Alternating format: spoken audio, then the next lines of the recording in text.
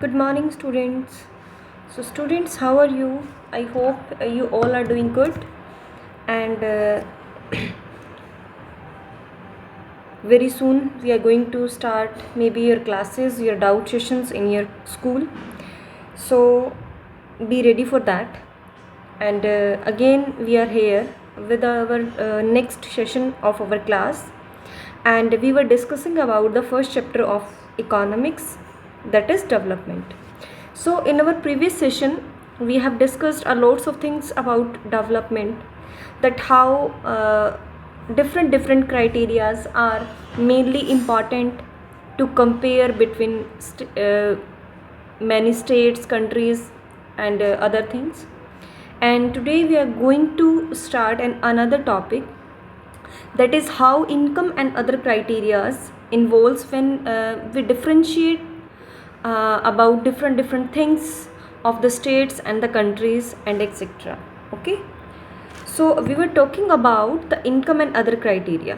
हम बात कर रहे थे इनकम की, आय, और ऐसे कौन से क्राइटेरियाज हो सकते हैं जिसके कारण हम क्या कर सकते हैं, हम डिफ्रेंशिएट कर सकते हैं या हम कंपैरिजन कर सकते हैं किसके बीच में, अलग अलग स्टेट के बीच में या अलग अलग कंट्रीज़ के बीच में. ठीक है, तो जब हम कंपेयर करते हैं, सो इससे जो पिछले वाला जो सेशन था उसके अंदर हमने एवरेज इनकम और इनकम को सबसे मेन क्राइटेरिया माना था, लेकिन आज हम इनकम के अलावा कौन कौन से क्राइटेरियाज हो सकते हैं उनको हम देखेंगे.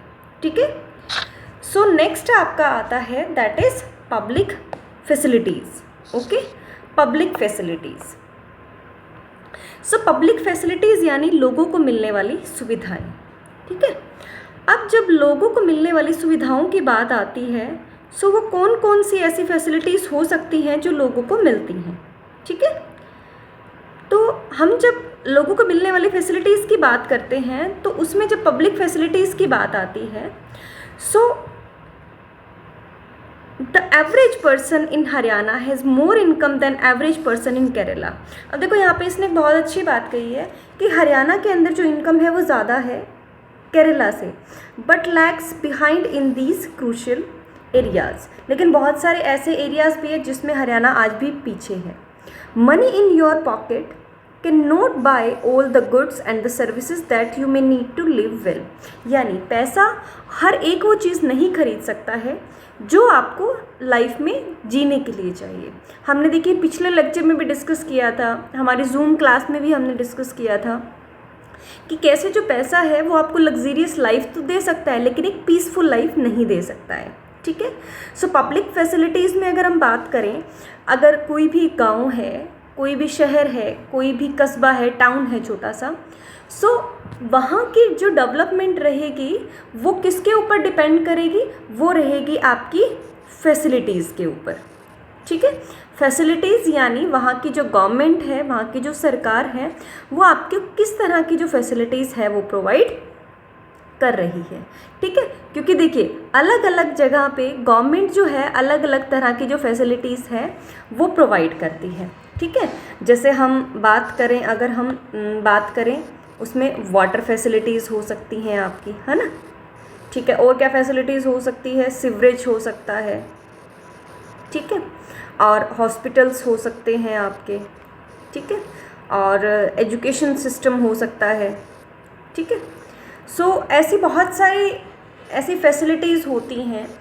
ठीक है, साफ़ सफाई रखना, अभी आपने ड्यू टू आपने देखा था, जैसे अगर हम बात करें कोविड-19 के अंदर सैनिटाइजेशन करना, साफ़ सफाई रखना, सो ये जो सारी की सारी चीज़ें हैं ये सारी फैसिलिटीज़ में आती हैं. ये वो फैसिलिटीज़ होती हैं जो कि आपकी गवर्नमेंट है वो क्या करेगी, प्रोवाइड करेगी. ठीक है, तो ये था आपका पब्लिक फैसिलिटीज़. अब है, जैसे हम बात करते हैं, यहाँ से हम करते हैं कि you are actually able to study because many other children also want to study and because of many people believe that the government should open schools and provide other facilities so that the children have chance to study.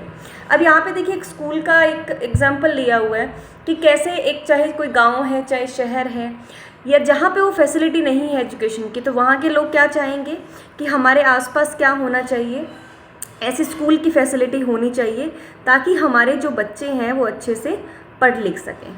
ठीक है, चलिए next, Kerala has low infant mortality rate.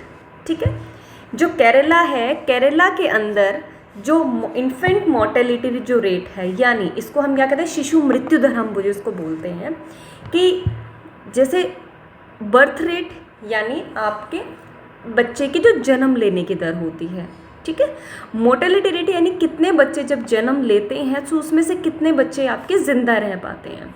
सो केरला के अंदर लो infant mortality rate है because it has adequate provision of basic health and education facilities.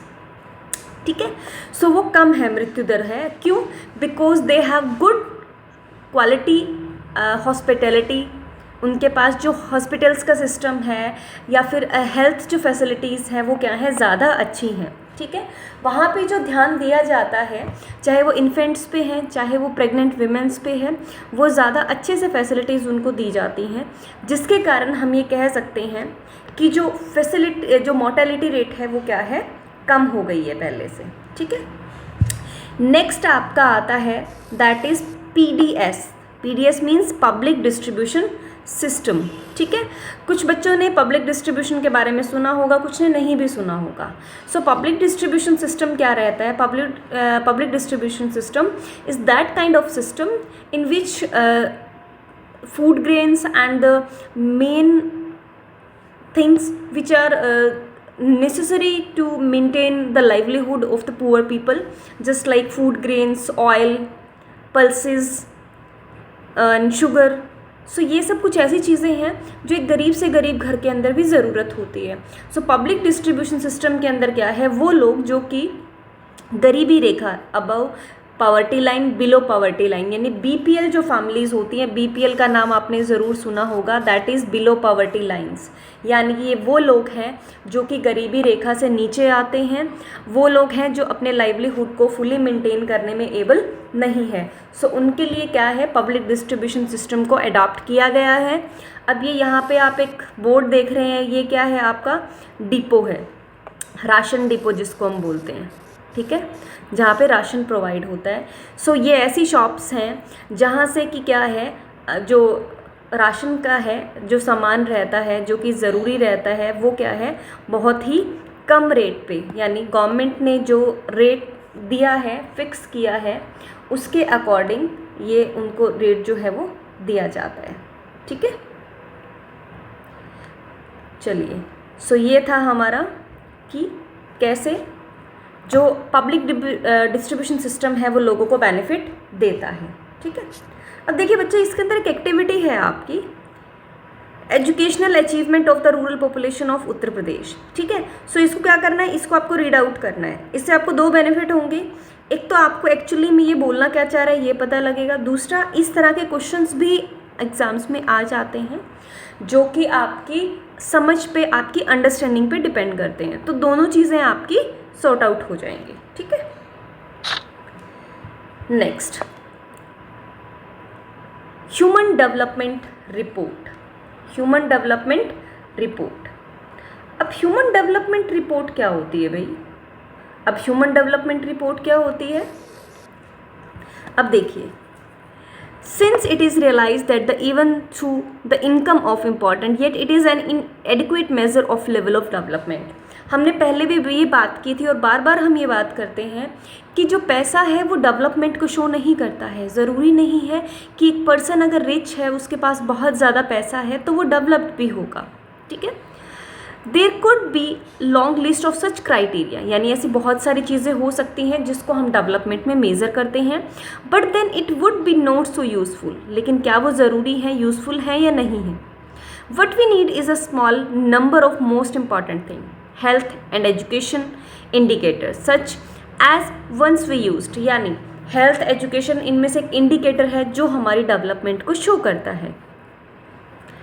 अब हमने कहाँ compare किया था इनको? केरला और हरियाणा के अंदर। याद है ना आपको, हमने किया था कि कैसे केरला के अंदर इन्फेंट जो मोर्टेलिटी रेट है वो कम है, हरियाणा की जो पर कैपिटल इनकम है वो ज़्यादा है, लेकिन फिर भी कई चीज़ों में वो बहुत ज़्यादा लैग करता है। ठीक है, so health and education indicators have come to be widely use. इसीलिए हेल्थ और जो एजुकेशन है उसको एक तरह से ह्यूमन डेवलपमेंट जो इंडेक्स है उसमें मेजर जगह दी गई है इनको यूज़ करने के लिए, या इनके द्वारा जो भी रिजल्ट होता है वो फाइंड आउट करने के लिए। Human development report published by UNDP compares countries based on education level of the people. ठीक है, जो ह्यूमन डेवलपमेंट की जो रिपोर्ट है जो कि पब्लिश की गई थी यूएनडीपी के द्वारा, उसने डिफरेंट कंट्रीज़ को कंपेयर किया था किस बेसिस पे, on the basis of education of the people, यानी लोग वहाँ के पढ़े लिखे कितने हैं, क्या एजुकेशन लेवल है उनका और उनका हेल्थ स्टेटस क्या है। ठीक है, पर इनकम उनकी कितनी है। ठीक है, सो ये सारे क्या हैं, कुछ इंडिकेटर्स हैं जिनके बेसिस पे हम डेवलपमेंट या ग्रोथ को डिफ्रेंशिएट कर सकते हैं कि क्या ग्रोथ है और क्या डेवलपमेंट है।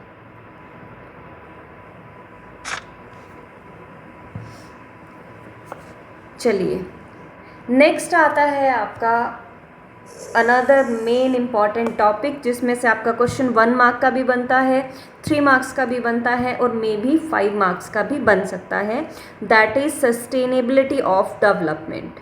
ठीक है, अब देखिए ये सस्टेन का मतलब क्या होता है, रिटेन करके रखना, बचा कर रखना। ये हमने जब हमारा फर्स्ट चैप्टर ऑफ ज्योग्राफी जब किया था उसमें भी हमने किया था सस्टेन हम कैसे कर सकते हैं, सस्टेनेबिलिटी ऑफ रिसोर्सेज कैसे हो सकता है।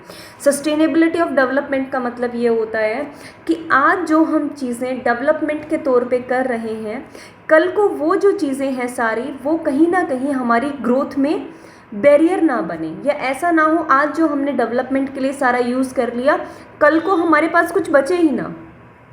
ठीक है, सो हमने करना क्या है कि हमने अपनी आज के टाइम में जो भी रिसोर्सेज हमारे पास हैं, डेवलपमेंट जो भी है, ग्रोथ जो भी है हमारे पास, हमें उसे बचा कर रखना है ताकि हमारी आगे आने वाली जो जनरेशन्स हैं वो पूरे तरीके से या एक अच्छे वे से उनका यूज़ कर सकें। ऐसा ना हो कि डेवलपमेंट के लिए आज हमने सारी चीज़ें यूज़ कर डाली और हमारी आगे वाली आने वाली जो जनरेशन्स हैं उनके लिए हमने कुछ छोड़ा ही नहीं। ठीक है, सो हमें क्या करना है, we have to maintain it for future generations, यानी हमें क्या करना है, हमारी जो भी डेवलपमेंट है उसको हमें हमारी फ्यूचर जनरेशन्स के लिए बचाकर रखना है। हालांकि आज के टाइम में बहुत सारे ऐसे साइंटिस्ट हैं, बहुत सारे लोग हैं जो सोशल साइंटिस्ट हैं, उन्होंने एक वार्निंग भी दी है कि कैसे अगर हमने अपनी जो डेवलपमेंट है उसको सस्टेन नहीं किया तो आगे आने वाली जो जनरेशन्स हैं वो कभी भी इस चीज़ का बेनिफिट नहीं उठा पाएंगी, बिकॉज हम अपने रिसोर्सेज को उस टाइम तक ख़त्म कर चुके होंगे और हमारी जो डेवलपमेंट है दोबारा से हमें एक नेक्स्ट फेज़ में जाने के लिए बहुत ज़्यादा मेहनत करनी पड़ेगी। ठीक है, सो ये था हमारा सस्टेनेबल ऑफ डेवलपमेंट। अब यहाँ पे ग्राउंड वाटर का एग्जाम्पल दिया हुआ है। ठीक है, ये देखिए ग्राउंड वाटर, देखिए ये एक पिक्चर डिस्क्रिप्शन में भी आ सकता है ये क्वेश्चन आपके। ठीक है, 10th क्लास में पिक्चर डिस्क्रिप्शन आनी शुरू हो जाती हैं। सो देखिए ग्राउंड जो लेवल है, कितना जो ग्राउंड वाटर लेवल है कितना डाउन जा चुका है, कितनी इनको मेहनत करनी पड़ रही है। ठीक है, और ये आने वाले टाइम में जैसे जैसे पानी की कंजम्पशन ज़्यादा होगी वैसे वैसे ये और भी डाउन जाता जाएगा। ठीक है, सो इसीलिए हम क्या करते हैं, हमें कोशिश करनी है कि हमें पानी को वेस्ट नहीं करना है। Not only we are talking about the water, हमारे पास जितने भी रिसोर्सेज हैं जिनके कारण आज हम डेवलपमेंट की ओर बढ़ रहे हैं, we have to sustain all those things. Okay, चलिए अब यहाँ पे भी एक सेकंड एग्जांपल जो आपका आया हुआ है, that is exhaustion of natural resources, कि कैसे हम एग्जॉस्ट, कैसे हम दोहन कर रहे हैं उनका, कैसे हम ओवर यूज़ कर रहे हैं जितने भी हमारे वाटर रिसोर्सेज हैं या ऐसे रिसोर्सेज हैं जो नॉन रिन्यूएबल हैं। अब देखो जो रिन्यूएबल हैं वो तो दोबारा से जनरेट हो जाएंगे, लेकिन what about those resources which are totally non renewable, जिनको एक बार यूज़ करते ही वो ख़त्म हो जाएंगे। ठीक है, इसमें क्रूड ऑयल का एग्जाम्पल दिया हुआ है। ठीक है। सो ये सब चीज़ें ऐसी हैं जिनको हम एक बार यूज़ करते हैं और ये ख़त्म हो जाता है। तो देखिए कहीं ना कहीं जो हमारी डेवलपमेंट है that is totally dependent on our resources. So जैसे जैसे हमारे रिसोर्सेज ख़त्म होंगे the possibility of our development will be decrease, वो घटती जाएगी।